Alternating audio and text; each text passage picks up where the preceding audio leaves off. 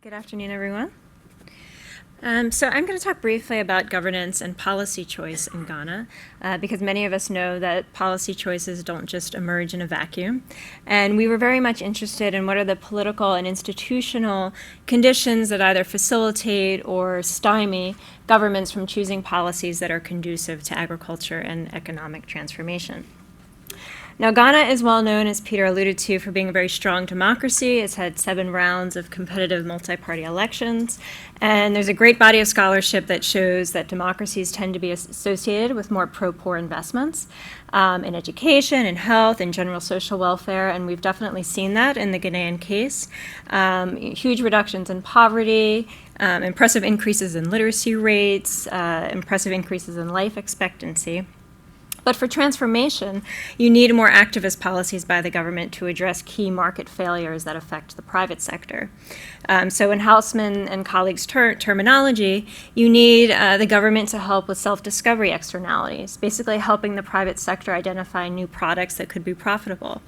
Engaging in dealing with coordination externalities, a lot of the issues Sashi just mentioned, helping with simultaneous investments up and downstream, and dealing with the fact that the private sector often has to deal with lumpy investments along the value chain.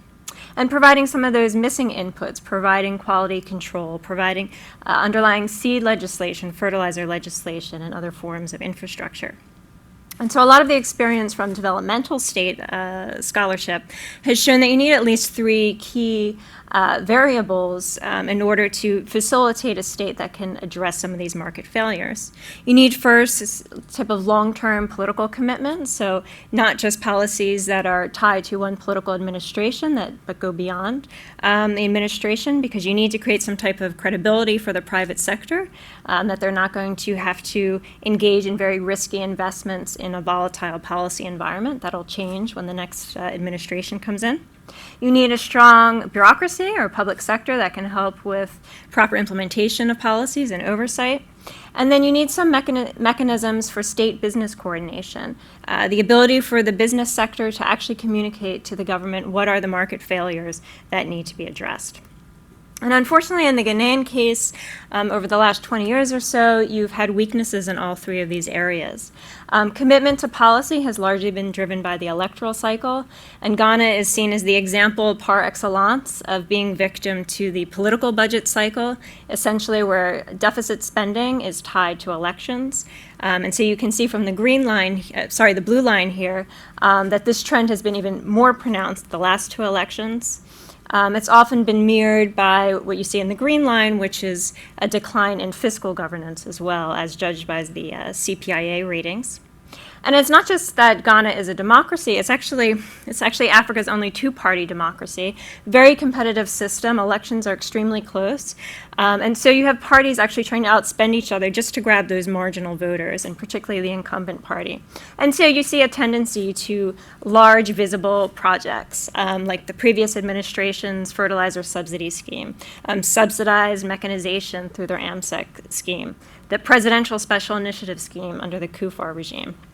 And you also see the trend that Sashi talked about this heavy investment in the cocoa sector. The cocoa farmers and the cocoa industry is a very important political player, and they need to be catered to in the political process.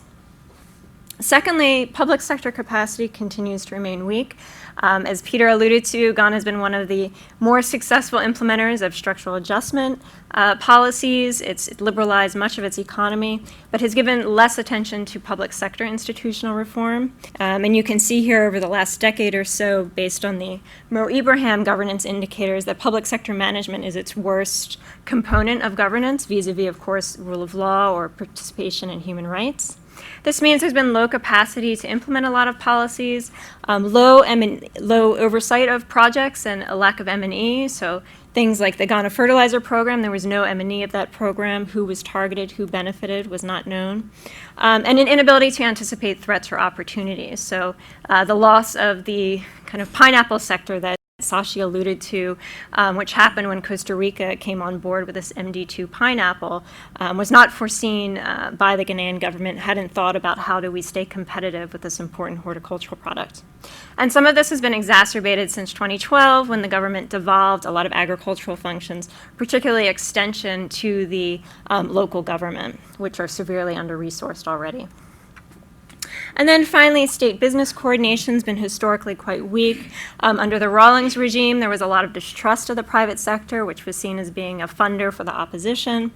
You have relatively weak business associations vis-a-vis many of the associations you see in East and Southern Africa. So initiatives like the presidential special initiatives under the Kufuor regime were very much led by a political coterie within the ruling party at that time, rather than actually working with the private sector to see how can you advance development in the different value chains that program was trying to target. You can see here that credit for the private sector vis-a-vis GDP is relatively low compared to not just emerging market economies, but a variety of other low and middle income African countries. And pretty notably, Ghana has one of the worst ratings on the Enabling Business of Agriculture Index for Africa, having quite substandard legal and regulatory environment for things such as seed, fertilizer, transport, and machinery. Now, the current government has really put agriculture at the center of its agenda and has done some impressive things. One is it's revised its seed policy law after a number of years. Through its planning for export and rural development, they're trying to develop non-cocoa tree crop value chains. But you still see this tendency towards high-profile projects that are very much targeted more towards winning votes than addressing market failures. So Planting for Food and Jobs, it's another input subsidy program, though this time not just fertilizer, but also seed. But we also have this One District, One Factory program, One Village, One Dam program. And with some of these programs, you have a number of inconsistencies.